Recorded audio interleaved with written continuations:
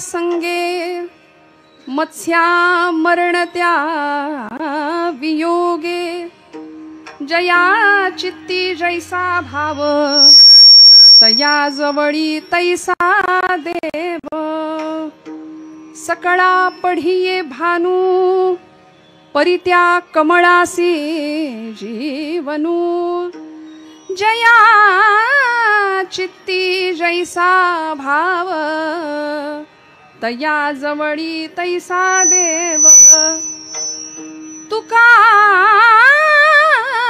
म्हणे माता पाहे तान्हुल्याची चिंता जया चित्ती जैसा भाव तया जवळी तैसा देव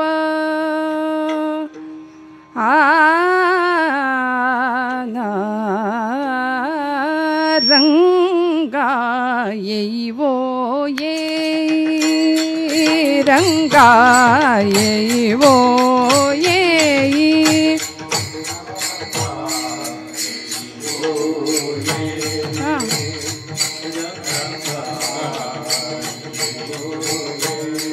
हा रंगा येईवो ये हा रंगा येईवो ये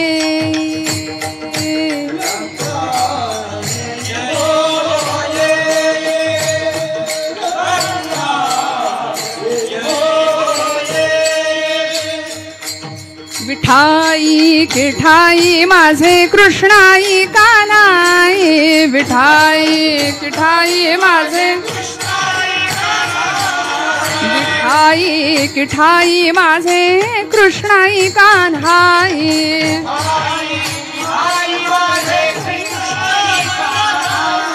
विठाई किठाई माझे कृष्णाई कानाई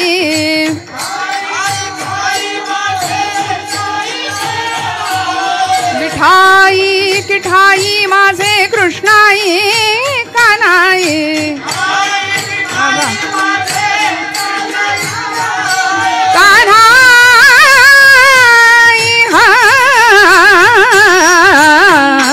रंगा येईवो येई रंगा येईवो येई रंगा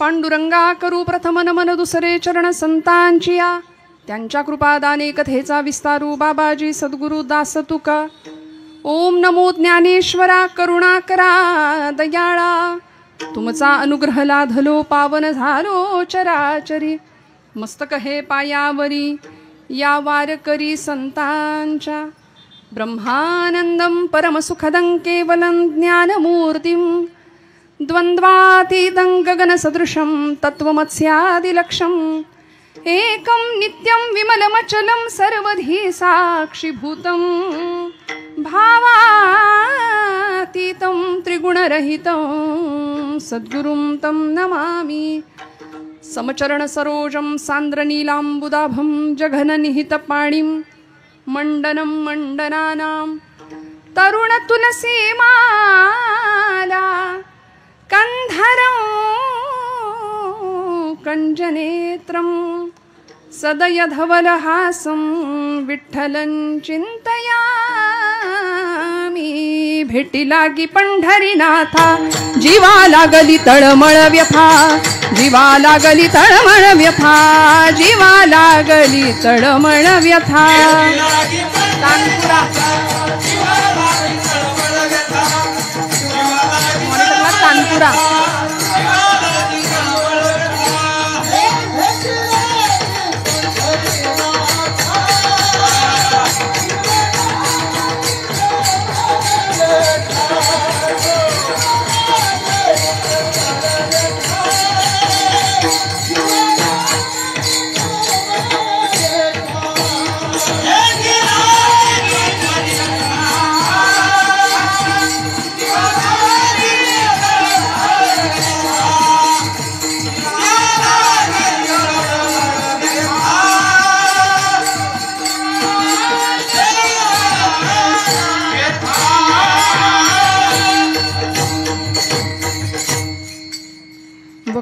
महाकाय सूर्यकोटी समप्रभ निर्विघ्नं कुरु मे देव सर्वकार्येषु सर्वदा।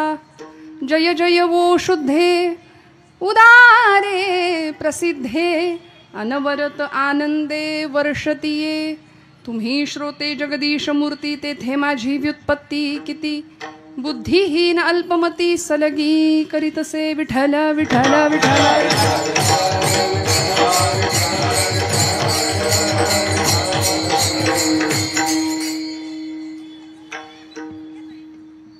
परमेश्वर स्वरूप उपस्थित सर्व श्रोतृवृंदांच्या हृदयस्थ परमात्म्याला अत्यंत श्रद्धापूर्वक भावनेनी नमस्कार करते, नतमस्तक होते। श्रोते तुम्ही महेशाची या मूर्ती मी दुबळा अर्चित असे भक्ती बोल जरी गंगावती तरी स्वीकाराल की। परब्रह्म स्वरूप असलेल्या सर्व श्रोतृवृंदांच्या हृदयस्थ असलेल्या नारायणाला आत्मारामाला वंदन। सेवेसाठी उपस्थित असलेली सर्व वारकरी संप्रदायातली बारीक बारीक बारीक। आता तानपुरा एकदा एवढा ठेवलाय ना, आता हलवायचं नाही, कमी पण नको आणि बारीक पण नको। आपल्या महाराज मंडळींचा आवाज खूप गायला लागले की वाढवू नका, तेवढाच ठेवा हां। एकदा सेट झालेलं दादा हलवू नको। विठ्ठल विठ्ठल विठ्ठल।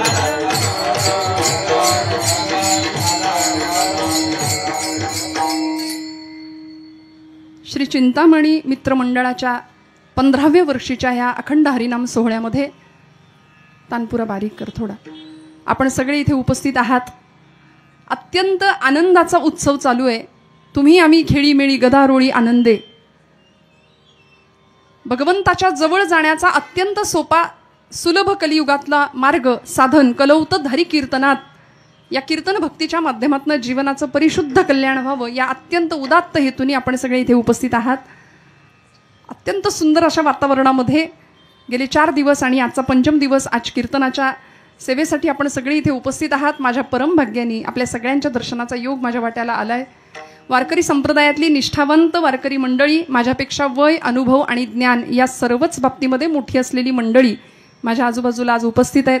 गायनाच्या साथीसाठी असलेली महाराष्ट्रातली नामवंत जाणकार गायक मंडळी, वादनाच्या क्षेत्रातली असलेली महाराष्ट्रातली नामवंत नादब्रह्माची सेवा करणारी अत्यंत उत्तम पद्धतीने नादब्रह्माचा ठेवा जतन करून भगवंताला आवडेल अशी सेवा करणारी ही मंडळी मनापासून सर्व महाराज मंडळींच्या चरणारवंदी कृतज्ञतापूर्वक वंदन करते।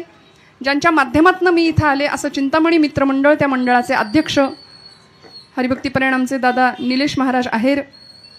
आता तुम्ही हे सगळं भरवताय त्यामुळे आपण हरिभक्तपरायणच, कारण हे कोणाचंही काम नाही। बहुता जनांचे मुखी यश घ्यावे, सगळ्यांनी मिळून काम केलं जातं तेव्हा हा धर्माचं व्यासपीठ आणि हा डोलारा सगळा उभा राहतो, हा जगन्नाथाचा रथ हाकला जातो। पण आपण सगळी मंडळी, मंडळाचे सर्व कार्यकारी उपाध्यक्ष असतील, अध्यक्ष असतील, सर्व पदाधिकारी असतील, सगळ्यांच्या चरणारविंदी कृतज्ञतापूर्वक वंदन, त्यांच्याविषयी ऋण निर्देश व्यक्त करते।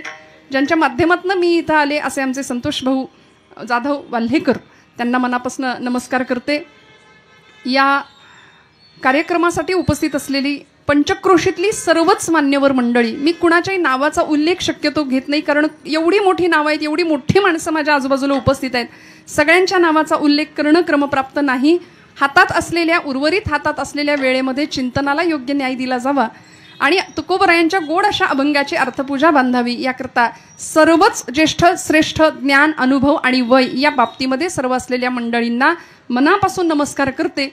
या व्यासपीठावरून आपण सगळ्या परब्रह्म स्वरूपातल्या श्रोतृवर्गामध्ये बसलेली सर्व माझी अत्यंत बहुश्रुत आणि सुहृद अंतःकरणाची मंडळी, मातृतुल्य पितृतुल्य बंधुवर्ग आणि भगिनीवर्ग, सगळ्यांच्या हृदयारविंदी परमात्म्याला नमस्कार आणि सेवेला आरंभ। विठ्ठल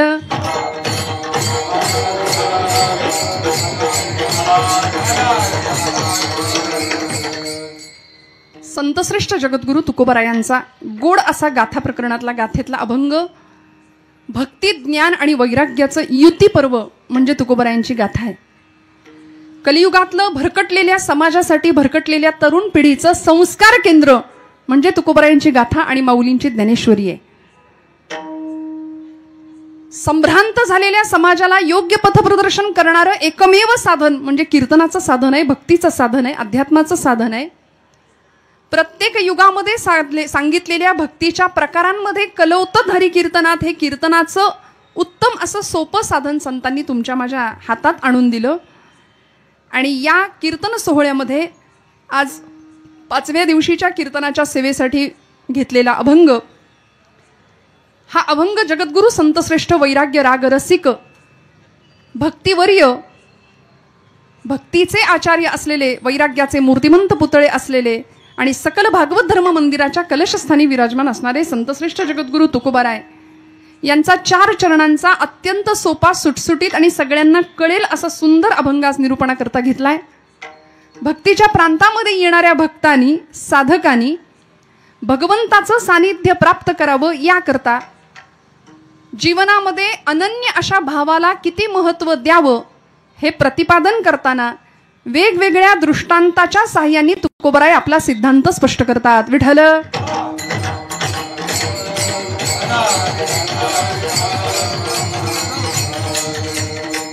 कीर्तनातला दृष्टांत हा सिद्धांताच्या पक्केपणा करता असतो. खूप लक्ष देऊन ऐका बरं का. सगुण चरित्रे परम पवित्रे सादर वर्णावी ऐसी कीर्तन मर्यादा हो संतांच्या घरची. भगवंताला आवडेल असं कीर्तन आपलं असावं. ज्ञानोबा तुकोबांच्या अभंगाचा परामर्श फक्त आपण घेऊ शकतो, त्या अभंगाच्या अर्थाची फक्त पूजा आपण बांधू शकतो, आपण अभंग सोडवू शकत नाही. तुम्ही म्हणाल ताई मग तुम्हाला बोलवलं कशाला आणि अभंग गायला कशाला, घेतला कशाला, जर सोडवणार नाही तर खरंच अभंग सुटू शकत नाही. अहो ज्ञानोबांना काय म्हणायचंय, तुकोबांना काय म्हणायचंय हे आपण कोण सांगणार? आपण नाही सांगू शकत. तुकोबा ज्यावेळी अभंग प्रसृत होत होता तुकोबांच्या मुखातनं भामनाथाच्या डोंगरावरती, त्यावेळी पशुपक्षी नाचायचे. एखादी चिमणी तुकोबारायांच्या खांद्यावर येऊन बसायची. तुका म्हणे होत मनाशी संवाद आपुलाची वाद आपणासी, या अवस्थेला तुकोबाराय पोहोचले होते. वृक्षवल्ली आम्हा सोय रे वनचरे, वृक्षावल्ली आम्हा सोय रे वनाचरे, पक्षी ही सुस्वरे आळवीती, वृक्षवल्ली आम्हा सोय रे वनचरे. महाराज आले ना भामनाथाच्या डोंगरावर. यंदाच्या बीज महोत्सवामध्ये तुकोबारायांच्या भंडारा डोंगराच्या सुवर्ण मंदिराच्या कळसाचं काम होणार आहे. यावत चंद्र दिवा करो असा इतिहास घडणार आहे आपल्या महाराष्ट्राच्या भूमीमध्ये. सकल धरणीची शोभा वाढावी, महाराष्ट्राच्या मातीचं भूषण. 400 वर्ष लागली तुकोबारायांच्या या क्षणाला. महाराज जरा चुकलंच हो आमचं. महाराष्ट्रात राहिलो आम्ही, छत्रपतींच्या महाराष्ट्रात राहिलो, ज्ञानोबा तुकोबांच्या महाराष्ट्रात राहिलो आणि भागवत धर्माच्या कलशस्थानावर असणाऱ्या तुकोबांच्या मंदिराचा सुवर्ण कळस बांधण्याला थोडा विलंबच लागला, पण जे झालं ते उत्तम. महाराष्ट्रातली सर्व वारकरी जनता एकत्र येते. महिला वर्गाने गळ्यातला एक एक मणी सुद्धा देऊ केला त्या मंदिराकरता. आणि इतकं सुंदर सुवर्ण मंदिर तुकोबारायांचं उभं राहते भामनाथाच्या त्या पवित्र तीर्थक्षेत्रावर, डोंगरावरती. त्याच डोंगरावर तुकोबारायांची गाथा जन्माला आली, तिथं अभंग निर्माण झाले. आणि ज्यावेळी महाराज एखाद्या वृक्षाच्या बुंध्याशी बसायला जायचे तेव्हा फांदीवरची एखादी चिमणी उडून जायची. तुकोबाराय तिला म्हणायचे, बाई ग तुझ्यातलं आणि माझ्यातलं आत्मतत्व जर एक आहे तर मला असं वाटतंय तू ये आणि माझ्या खांद्यावर बस, माझ्या मांडीवर बस. आणि मग अद्वैताचा उत्तम साक्षात्कार जो तुकोबारायांना प्राप्त झाला तो तुम्हाला मला मिळावा याकरता तुकोबारायांचं अंतर करचळलं. आणि मग भक्तीच्या प्रांतामध्ये ज्ञानोबा काय, तुकोबा काय, अलीकडच्या अनेक संतांपैकी सर्वच संतांनी फक्त तुमच्या माझ्या जीवनाचा, कल्याणाचा एक सुंदर सुखकर मार्ग आम्हाला घालून दिला. आणि मग कीर्तनाच्या माध्यमातून आबाल वृद्ध यारे यारे लहान थोर याती भलती नारी नर सकळांसी आहे येथ अधिकार. सगळे या म्हणाले, सगळे या, कारण हा संप्रदाय आईचा आहे. हा संप्रदाय स्वीकारणार आहे. तुम्ही जसे असाल तसे तुमच्या दोषांसकट आम्ही तुम्हाला स्वीकारतो, कारण संतांना या जगानी माऊलीचा दर्जा दिला. कैवल्य साम्राज्य चक्रवर्ती विश्व माऊली ज्ञानोबाराय, वैराग्याचे कळस असलेले तुकोबाराय, नामाचा प्रसार प्रचार करणारे संतश्रेष्ठ नामदेव महाराज, शांती ब्रह्म स्वरूप असलेले संतश्रेष्ठ एकनाथ महाराज आणि वैराग्याचा मूर्तिमंत पुतळा, वैराग्याचे मूर्तिमंत कळस असलेले संतश्रेष्ठ जगद्गुरु तुकोबाराय. पंचही प्राण यातला एक जरी प्राण हरवला तरी जीवन आणि शरीर कलेवरासारखं होणार आहे आमचं. महाराजांच्या नंतर निळोबाराय आहेत. निळोबारायांना तुकोबारायांना समकालीन असलेलं महाराष्ट्रातलं एक व्यक्तिमत्व, शक्तीची उपासना, सामर्थ्याची उपासना आणि उपासनेचं सामर्थ्य सांगणारे राष्ट्रगुरु समर्थ रामदास स्वामी आहेत. ज्या चिंतामणींच्या भगवंतांच्या समोर आपण उपस्थित आहोत, इच्छित कामना पूर्ण करणारा, चिंतेचं हरण करणारा तो चिंतामणी. जीवनामध्ये आपण फक्त चिंताच करतो, आपण चिंतन नाही करत. आणि मग होतं काय? चिंता चिता समायुक्ता नको. बिंदू मात्रम विशेषतः निर्जीवम दहते चिता सजीवम दहते चिंता. एका अनुस्वाराचा फरक आहे फक्त. काय? चिंता चिता समायुक्ता समान शब्द आहेत, एका अनुस्वाराचा फरक आहे. निर्जीव माणसाला जाळण्याचं काम चिता करते आणि सजीवाला जाळण्याचं काम चिंता करते. मग जळायचं की भगवंताच्या कार्याला लागायचं हे ज्याचं त्यानं ठरवायचंय. काही लोकांना देव कळतो पण मिळत नाही मंडळी. काहींना देव मिळतो पण कळत नाही. काहींना देव मिळतो सुद्धा आणि कळतो सुद्धा. काहींना देव कळतही नाही आणि मिळतही नाही. विठ्ठल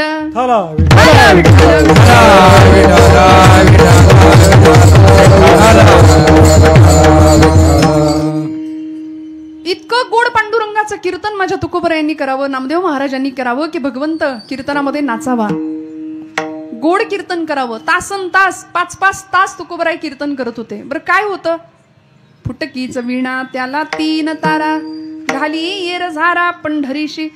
अवला आईसाहेबांनी, जिजाई आईसाहेबांनी केलं ना वर्णन. तुकोबाची कांता सांगे लोकापाशी, हा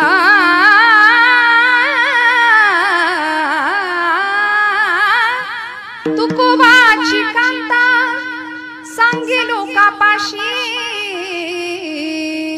जातो माझा वेडा पंढरी, जातो माझा वेडा पंढरी, जातो माझा वेडा पंढरी. तुकोबाची कांता सांगे लोकापाशी, सगळ्यांना सांगायची. वेळ लागलं धन्याला. आणि मग महाराजांना विचारावं, धनी तुम्ही रोज त्या काळतोंड्याचं पाय पकडण्यासाठी जातायसा? अहो माझ्या संसाराची धुळधाण झाली बघा की त्याच्याकडं. महाराज म्हणायचे, अवले चिंता करू नको. सगळ्या चिंतांचं हरण करणारा चिंतामणी आहे ना तुझ्यासोबत, विटेवर उभा आहे ना. भगवान मंगलमूर्तींचं अधिष्ठान आज आपल्या समोर आहे. चिंतांचं हरण करणारा चिंतामणी आहे. म्हणून माणसांनी चिंता नाही करायची, चिंतन करायचं. चिंतने चिंतने काय परिणाम होतो? तद्रूपता. भगवंताशी तादात्म्य पावलं जातं. देव आणि आपण याच्यामध्ये भेद राहत नाही. आणि हीच अभेद वृत्ती एका साधकाला निर्माण व्हावी यासाठी तुकोबरायांचं अंतःकरण करचळतं, संतांचं अंतःकरण करचळतं. तुमच्या माझ्या जीवनाचा उत्तम मार्ग संतांनी आम्हाला सांगावं. कारण जीवनाची असलेली अपूर्णता, संसारामध्ये प्रपंचिकाचं असलेलं सगळं भरकटलेपण, नैराश्य, दुःख, ताप, काही कमी ताप आहे का आम्हाला? संसारातला ताप सहन होईना म्हणून इकडे आलो का नाही आपण? खरं सांगा, हो म्हणा. आहे का संसार सुखाचा? आहे का? आहे का कुणी कुणाचं? आता इथे माना हलवताय पण तिथं प्रपंचासाठीच रडतो आम्ही. प्रपंचच आम्हाला रडवतो हे माहिती असून सुद्धा प्रपंचासाठी रडतो आम्ही. पोटचं लेकरू नाही जेवलं तर आईच्या डोळ्यात पाणी येतं. येतं की नाही? खरं सांगा महिला वर्ग. दिवसभर नाही आजारी पडले, नाही जेवत, आमच्या डोळ्यात पाणी येतं. पण देव जेवत नाही म्हणून आपण रडतो का? आता खरं सांगा. नाही रडत. आम्ही लबाड आहे त्या बाबतीत. आम्ही नाही रडत. नामदेव महाराज देव जेवला नाही म्हणून रडले. भक्तीच्या या अवस्थेला पोहोचले होते. तुकोबराय भंडाऱ्याच्या डोंगरावर अभंग रचना करत असताना जन विजन झाले आम्हा विठ्ठल नामाप्रमाणे या परमोच्च अवस्थेला जाऊन पोहोचले होते की आता प्रपंच बाजूला ठेवावा. बरे झाले देवा निघाले दिवाळे, बरी या दुष्काळे पीडा केली, जो संसार तापे तापला तोची परमार्थी भला. बरं झालं देवा, बरी या दुष्काळे पीडा केली, बरे झाले देवा बाईल कर्कशा. अवलीच्या बाबतीत महाराज म्हणायचे, बरं झालं बायको अशी मिळाली.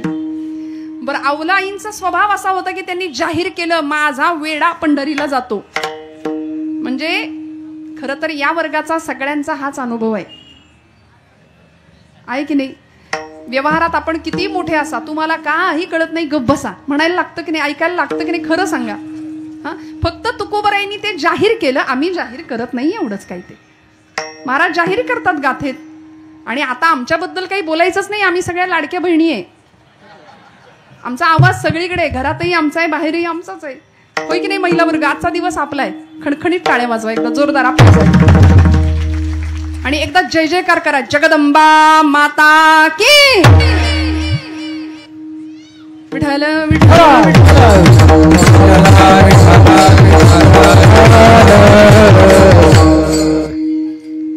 भारतीय संस्कृतीमध्ये कुटुंब व्यवस्था हा घटक आमच्या परंपरेने खूप सुंदर दिलाय. आणि त्या कुटुंब व्यवस्थेचा कणा असलेले आई आणि बाप, माता आणि पिता, हे व्यवहारातले जरी आई बाप असले तरी संतांनी माता पिता, तिकडं तो पंढरीनाथ, पंढरीश परमात्मा उभा आहे ना विटेवर, त्याच्या ठिकाणी हे मातृत्व आणि पितृत्व पाहिलं. बाप आणि आई माझी विठ्ठल राखुमाई, माझे माहेर पंढरी आहे भिवरे छातिरी.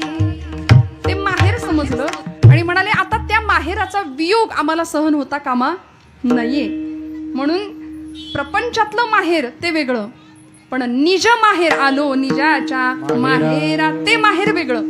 संतांनी ज्या माहेराची कल्पना केली ते माहेर वेगळं. आणि तिथं जावं, त्या भगवंताशी तादात्म्य प्राप्त करावं, ती भूमिका मान्य केली. आणि त्या भूमिकेतनं प्रवास केल्यानंतर संत त्या अवस्थेला जाऊन पोहोचले. तो ब्रह्मरस तुम्हाला आम्हाला मिळावा म्हणून अंतःकरण करचळावं. आणि मग जीवनामध्ये भक्तीच्या प्रांतामध्ये नेमकी कशाची गरज आहे? आम्ही सगळं करतो, जपजा विचारत नाही तुम्ही आमच्यासाठी काय केलं. हा प्रश्न 16-17 वर्षाची पोरं चटकपटक बोलायला लागली की विचारतात आई बापाला. तो संबंध सुद्धा टिकत नाही जन्मजात. मग दुसरा संबंध आहे प्रस्थापित संबंध, निर्माण केलेला संबंध, नातं निर्माण केलेलं, मानलेला भाऊ, मानलेली बहीण, मानलेला चुलता, मानलेला मामा, सगळं. मानलेली नाती सुद्धा परिस्थितीनुसार तुटू शकतात. पण या जगामध्ये असा एक संबंध आहे, असं एक नातं आहे की जे कधीच तुटू शकत नाही. जे जीवाचं देवाशी असलेलं नातं, त्याला भगवंत गीतेमध्ये सांगतात जीवभूत सनातन. एक सनातन संबंध आहे, अनादी काळापासून असलेला जीवाचा आणि देहाचा संबंध, देवाचा संबंध. मग तो देव जसा आहे ना तसा जीव असला पाहिजे. आमचा प्रवास, या जीवाचा प्रवास देवत्वाच्या दिशेने झाला पाहिजे. कसा होईल तो प्रवास? मी रस्त्याने चालले होते बरं का, आणि छानपैकी गणपती बाप्पाच्या मूर्ती घडवण्याचं काम चालू होतं. मूर्तिकार मूर्ती घडवत होता. ओबडधोबड टोकेरीत पडलेले ते दगड होते. आणि माझं एका दगडाकडे लक्ष गेलं. मी त्या मूर्तिकाराला विचारलं, म्हणलं की बाबा, इतक्या ओबडधोबड टोकेरी दगडातनं तुम्ही एवढी सुंदर मूर्ती माझ्या बाप्पाची घडवताच कशी? माझा आपला बावळटासारखा प्रश्न होता. तो म्हणाला, ताई तुमच्या शब्दात सांगू का? म्हटलं सांगा. तो म्हणाला, या दगडामध्ये आधीच मूर्ती होती. या नीट ऐका लक्ष देऊन, या दगडामध्ये आधीच मूर्ती होती, फक्त त्या मूर्तीला नको असलेला भाग मी छिन्नी आणि हातोड्याच्या साह्याने काढला. आतमध्ये देवत्व आहे तेच आहे की नाही?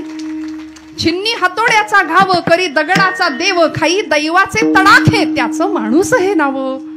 देवत्वाचा प्रवास मनुष्यत्वाकडून व्हायचा असेल ना, तर माझ्या डोक्यात त्यावेळी प्रकाश पडला की खरंच आहे गड्या, आपल्या जीवनातला सुद्धा नको असलेला भाग काढला की आतमध्ये देवत्वच आहे.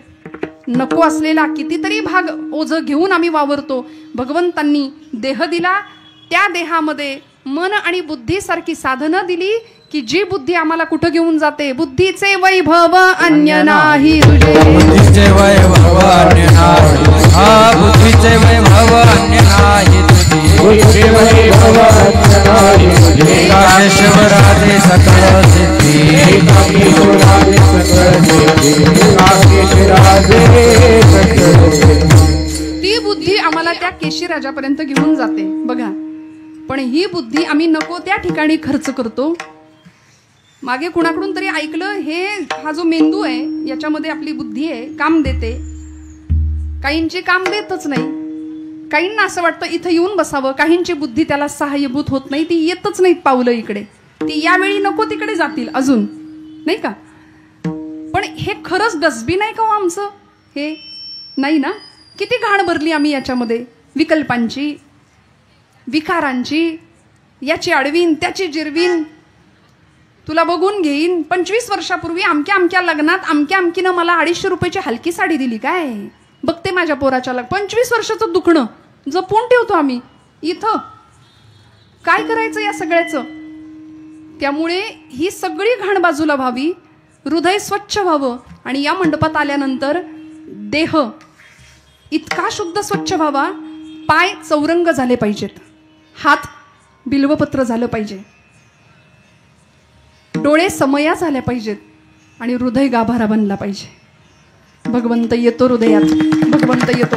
आज माझ्या महिला वर्गासाठी अजून एकदा अशाच टाळ्या चालू ठेवा, कारण आज 1.25 लाख तुळशीदलाचं अर्पण महिला वर्गाने केले, बरोबर ना.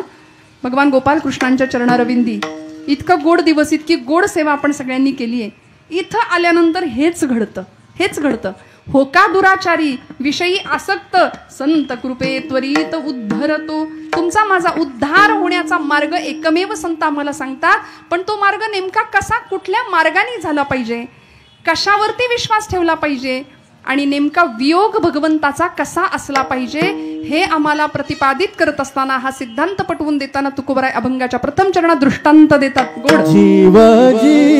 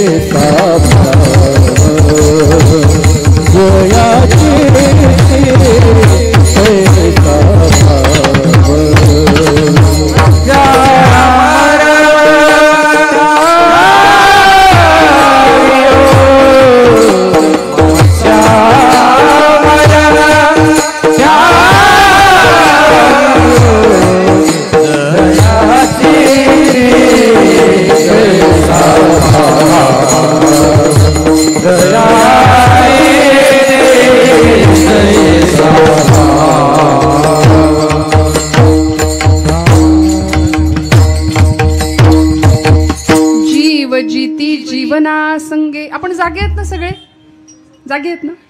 म्हणजे तो आपला काही अपराध नसतो, ते कीर्तनाची भूमी आणि तो गुण आहे इथल्या जागेचा. जसा देव कीर्तनात असतो तशी ती बया सुद्धा असते. देव त्याच्या भक्तांना शोधतो, ती त्याच्या भक्तांना शोधते, नाही का. सगळे जागे राहा बरं का. कीर्तनामध्ये जो कोणी झोपतो त्याला पुढचा जन्म अजगराचा मिळतो. नंतर म्हणू नका, आधी का नाही सांगायचं आम्हाला. आणि त्याच्या शेजारी जो कोणी बसलाय त्याला तो जरी जागा असला तरी त्याला पुढचा जन्म बेडकाचा आहे. बघा बाबा, तुमच्या रिस्कवर, तुमच्या जबाबदारीवर. सगळे जागे राहा, मस्त फ्रेश चेहरे ठेवा, रिलॅक्स राहा. आणि जो हसत नाही तो कोण ठरतो माहितीये का. पांडुरंग शास्त्री आठवल्यांना त्यांच्या एका शिष्याने प्रश्न विचारला होता. स्वाध्याय परिवाराचे प्रणेते दादा म्हणायचे लोक त्यांना. म्हणाले, दादा ज्ञानी कुणाला म्हणायचं हो ज्ञानी. शास्त्रीजी म्हणाले, ज्याचा चेहरा एरंडेल प्यायल्यासारखा असतो की नाही तो ओळखायचा ज्ञानी. कुणाच्या घेण्यात नाही, कुणाच्या देण्यात नाही, हसायचं नाही, बोलायचं नाही. महाराज म्हणले, असल्यांचा संगच मला नको, नको नको देवा तार्किकांचा संग. त्यामुळे संग करायचा असेल तर साधी भोळी भाविकता बरी, साधी भोळी सज्जनता बरी. साधा भोळा भाव परमेश्वराला खूप आवडतो. ऐका, जीव जिती जीवना संगे मत्स्या मरण त्या वियोगे. भगवान संतश्रेष्ठ जगद्गुरु तुकोबराय यांनी फार सुंदर दृष्टांत आम्हाला दिला. जीवनम सर्व भूतेषु, हे गीतेचं तत्वज्ञान आहे. सगळ्या जीवाचं जर काही जीवन असेल तर भगवंत आहे. तुमच्या माझ्या हृदयामध्ये, शरीरामध्ये चैतन्य रूपाने भगवंत वास करू नये, बरोबर आहे, हे मान्य. देव आहे. कुठं आहे देव? देव आपणात आहे, शिर झुकवोनी पाहे. तुझ्या माझ्या जड देही देव वारोनी यारा आहे. देव देवाऱ्यात नाही, देव नाही देवाला. देव चोरून नेला अशी कोणाची पुण्याई देव देवाऱ्यात देवनाही देवाला देव देवाऱ्यात नाही देव मूर्तीत नामावे. अहो तो मूर्तीत नाही असं नाही म्हटलं, तो मावत नाही. कुठे कुठे आहे तो? त्याचं व्यापकत्व केवढं मोठं आहे. जीवनम सर्वभूतेषु देव आहे म्हणून तर सगळा व्यवहार चाललाय. बाबा महाराज सातारकर फार सुंदर सांगायचे, तुम्ही देवाला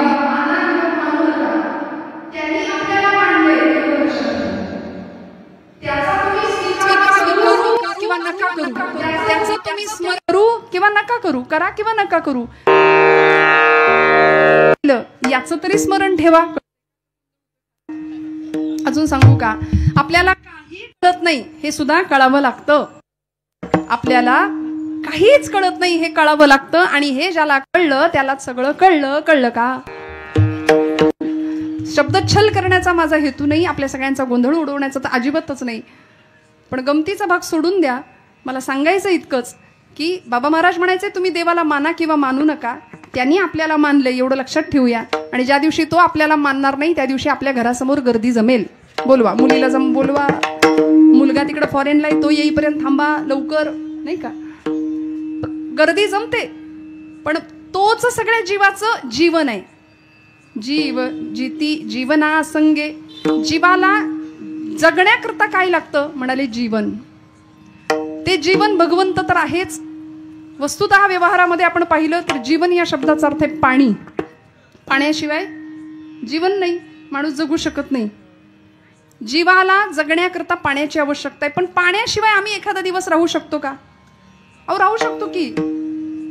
फार तर तहानेने घसा कोरडा पडेल, पण काही वेळ तर आपण पाण्याशिवाय राहू शकतो की नाही? आता आम्ही मंडळी आहोतच ना 2 तास, आपण सगळे पाण्याशिवाय राहू शकतो आपण. जीव जिती जीवना संगे. प्राण्यांच्या बाबतीत जर बोलायचं झालं तर असे कितीतरी प्राणी आहेत की जे 3-3, 6-6 महिने पाणी पित नाही. प्राणीशास्त्र सांगतं उंट नावाचा प्राणी 3 महिने पाणी नसलं तरी त्याला चालतो. उंदीर सुद्धा असंच आहे बरं, पाणी नसलं तरी त्याला चालतं. आपण करा अभ्यास घरी गेल्यावर त्याचा डिटेल, नाही का? पण एखाद्या वेळी हा जीव त्या जीवनाशिवाय राहू शकतो. पण उदाहरण देतात तुकोबराय, मत्स्या मरण त्या वियोगे. मासा हा असा जीव आहे की तो पाण्याशिवाय राहू शकत नाही.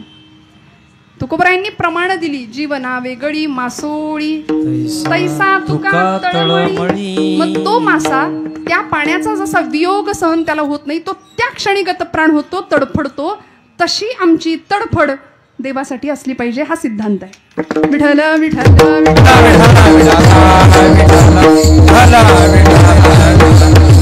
रामकृष्ण परमहंस स्वामी विवेकानंदांचे सद्गुरू एकाने त्यांना विचारलं, म्हणाले मला पण देवाला बघायचंय, दाखवाल का?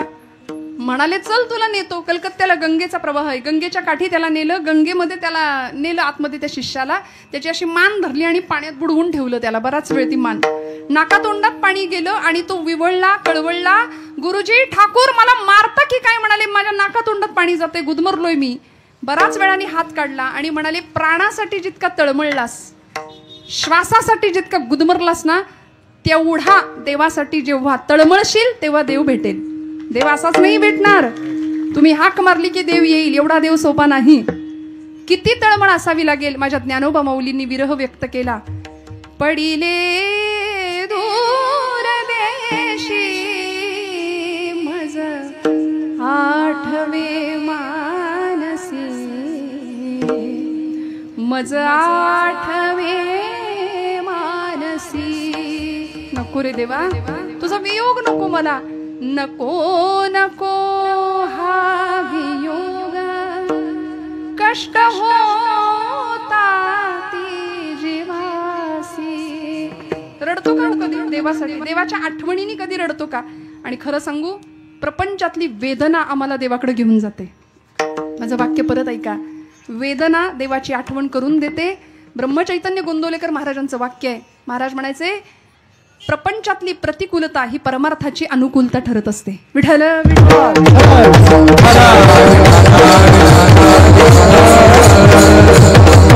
सगळं छान असल्यानंतर आम्हाला देव आठवत नाही. देव आठवत नाही. जीवाचा आणि देवाचा संबंध असा असावा. नामदेव महाराजांनी तो संबंध सांगितलाय. तू अवकाश मी भूमिका. नामदेव महाराजांचा अभंग आहे. तू पिंडी मी शाळुका, तू समुद्र मी द्वारका, स्वये दोन्ही स्वये दोन्ही स्वये दोन्ही स्वये दोन्ही. तू अवकाश मी भूमिका, तू अवकाश मी भूमिका, अवकाश मी भूमिका. काय सांगायचं? तू चांद मी चांदणी, तू नाग मी पद्मिनी. काय नातं जोडले. तू कृष्ण मी रुक्मिणी, तू कृष्ण मी रुक्मिणी, सवे दोन्ही. इतका विलक्षण संबंध नामदेव महाराज सांगतात भगवंताशी. नामा म्हणे पुरुषोत्तमा, नामा म्हणे पुरुषोत्तमा, स्वये भुललो तुझिया प्रेमा. मी कुडी तू आत्मा, मी कुडी तू आत्मा, स्वये दोन्ही. इतका अद्वैताचा अनुभव संतांनी घेतला तो तुम्हाला मला आला पाहिजे. एखादा मासा जसा पाण्याच्या वियोगाने तळमळतो तसा भक्त देवाच्या वियोगाने तळमळला पाहिजे. कशी तळमळ? नारद भक्तिसूत्र, देवर्षी नारद सूत्र लिहितात. तदर्पिता अखिलाचारता तद्विस्मरणे परमं व्याकुलता इति.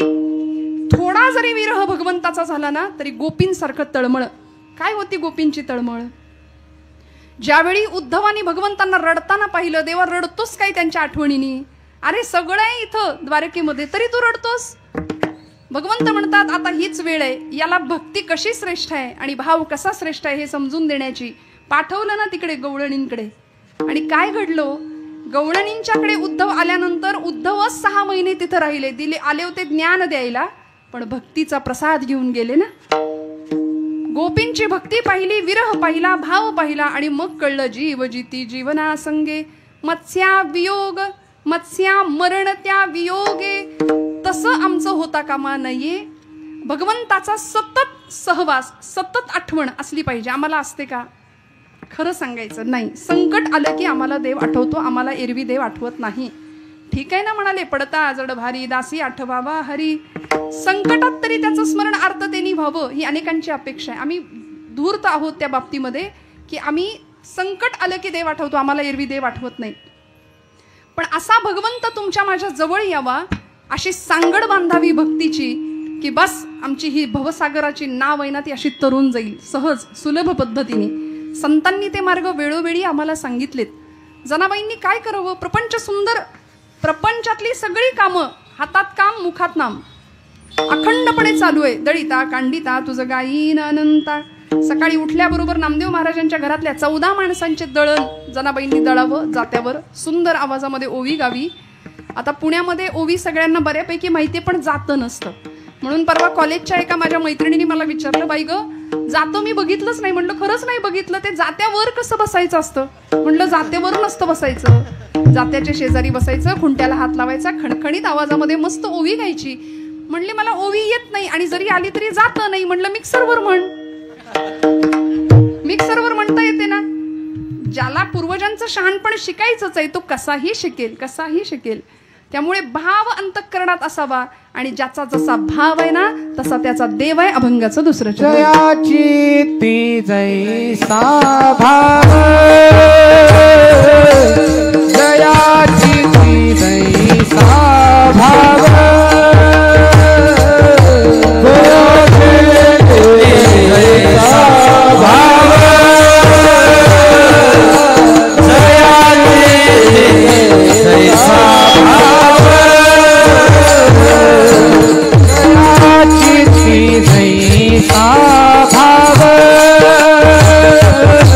जयाची ती जैसा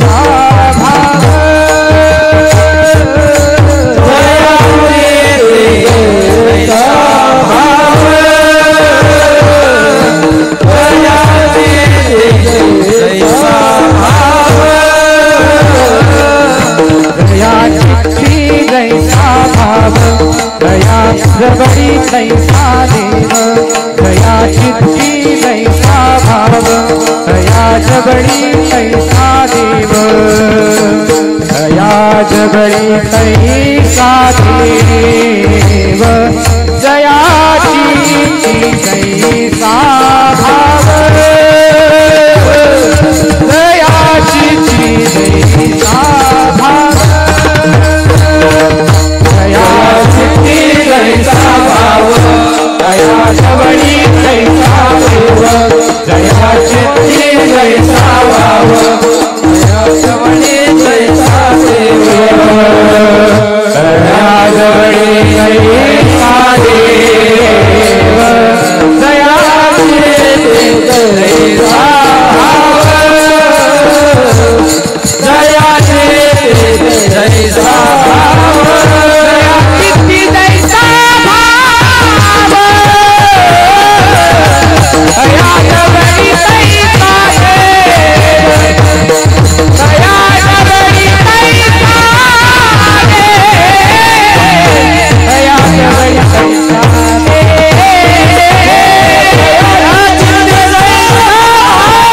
देव दया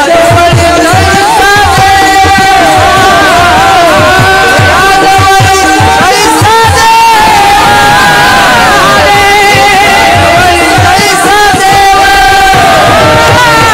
दया जबडी तैसा वाजवा टाळ्या वाजवा खणखणीत. जया चित्ती जैसा भाव तया जवळी तैसा देव. शास्त्रकारांनी सुभाषित लिहिली. काष्ठेन विद्यते देवो न पाषाणेन मृण्मये भावो हि विद्यते देवो तस्मात् भावो हि कारणम्. भावेन देवं कलया नरेन्द्रं धनेन कान्ता कपटेन शत्रुं सत्येन मित्रं कृपया च पुत्रं ज्ञानेन मोक्षं वशमानयन्ति. भावे विण भक्ती भक्ती विण मुक्ती बळे विण शक्ती बोलू नये. भाव हा भक्तीचा सौभाग्य तिलक आहे. बघा, भाव हा भक्तीचा आत्मा आहे. सगळं आहे हृदयामध्ये, पण समोर असलेल्या चिंतामणी भगवंताकडे पाहताना ती फक्त पाषाणाची मूर्ती नसून तिथे माझा मंगलमूर्ती आहे ही भावना मनामध्ये दृढ असणं गरजेचं आहे. म्हणून तर आपण गणपतीचा आगमन करतो, प्रतिष्ठापना करतो आणि विसर्जन करतो. हे शब्द आहेत आपले. आपण म्हणतो गणपती बसवला आणि गणपती बस. पण काय करतात आमचे गुरुजी? अस्मिन् पूगी फले महागणपतीं सांगम सपरिवारम सायुधम सशक्तिकम आवाहयामी. हे भगवंता, तू तुझ्या शस्त्रांसह, तुझ्या शक्तींसह, तुझ्या आयुधांसह तू ये आणि मग एकदंतम चतुर्हस्तं पाशमं कुशधारिणं रदंच वरदं हस्तैर्बिभ्राणं मूषकध्वजं रक्तं लंबोदरं शूर्पकर्णकं रक्तवाससं रक्तगंधानुलिप्तांगं रक्तपुष्पैः सुपूजितम्. असा भगवंत सजला जातो. आता आमच्याकडे पण भावानीच भक्ती केली जाते, पण आमचा भाव जरा वेगळा आहे. आम्ही खातो तो भाव आम्हाला माहितीये, नाही का? बाजार भाव आम्हाला माहितीये, अहम भाव आम्हाला माहितीये, द्वैत भाव आम्हाला माहितीये. आम्ही देवाचे नाहीच, पण योग्यांना संतांना जो भाव जमला तो सोहम भाव होता, तो अद्वैताचा भाव होता. आणि खऱ्या भक्ताला जो जमतो तो प्रेम भाव जमतो. विठ्ठल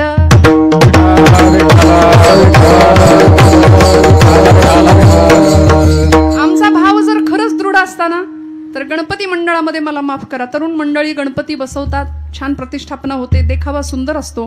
पण दुर्दैवानं महाराष्ट्रातल्या काही मंडळामध्ये पडद्याच्या मागं पत्त्याचे डाव रंगतात. त्याचं काय करायचं? आपण भक्ती करतो ना, मग भक्तीमध्ये विडंबन नको. भक्तीचं बोलणारी मंडळी बोलत नाही. चमचा लिंबू पाहिजे कशाला गणपतीमध्ये? त्यापेक्षा लाठीकाठी शिकवा.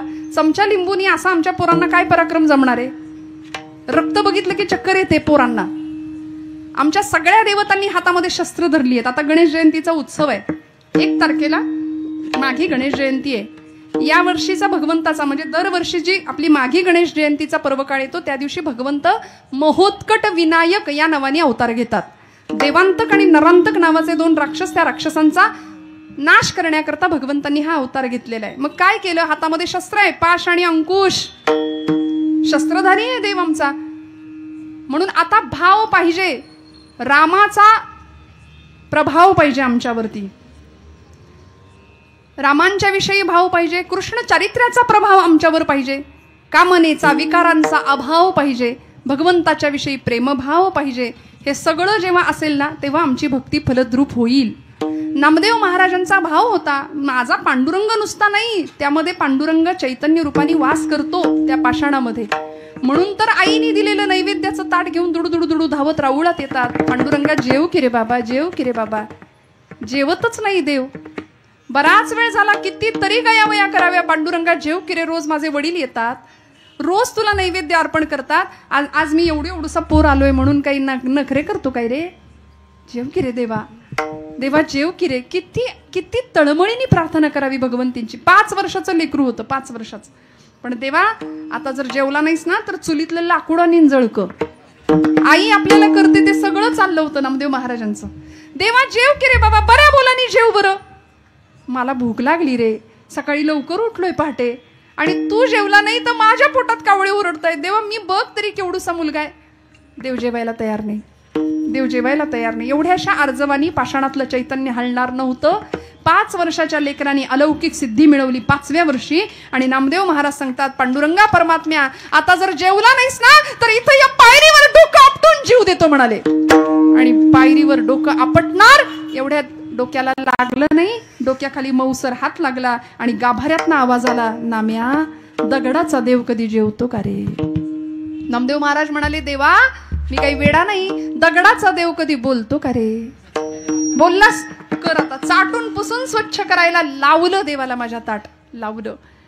आणि जेव्हा सगळं ताट रिकामं करून येतात घरी तेव्हा गोणाई माता अशी ओट्यावर उभी होती. कारट्या, नाम्या एवढा वेळ लावलास?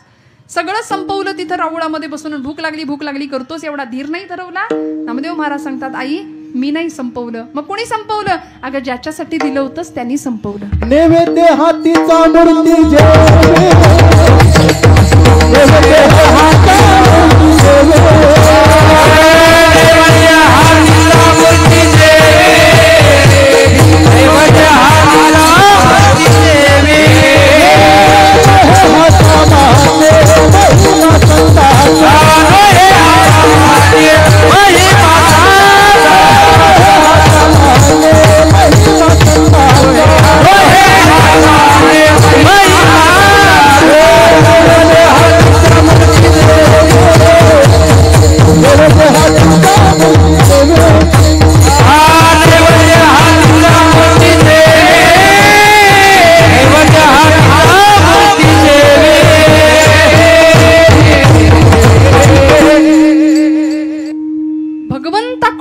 भगवंतांनी नामदेव महाराजांकडून प्रसादाचं सेवन केलं.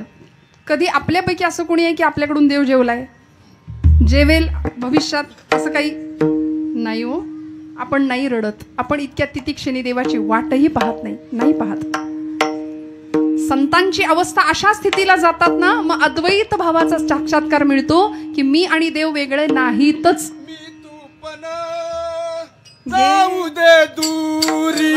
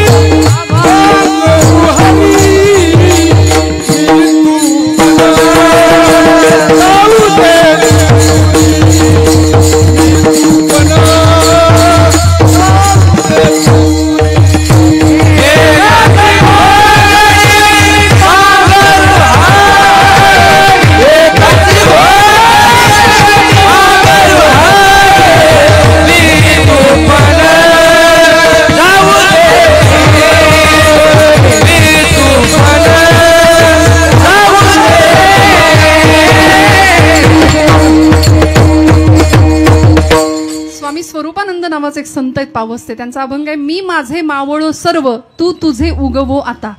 मी पण संपलं पाहिजे, तू पण संपला पाहिजे. मी तू पण जाऊ दे दुरी, एकची घोंगडी पांघरू हरी. इतका ऐक्यभाव आणि अद्वैताचा खरा साक्षात्कार झाला. म्हणून तर देवासाठी डोळ्यात पाणी येत होतं, म्हणून तर देवाशिवाय करमत नव्हतं. इतकी व्याकुळता होती.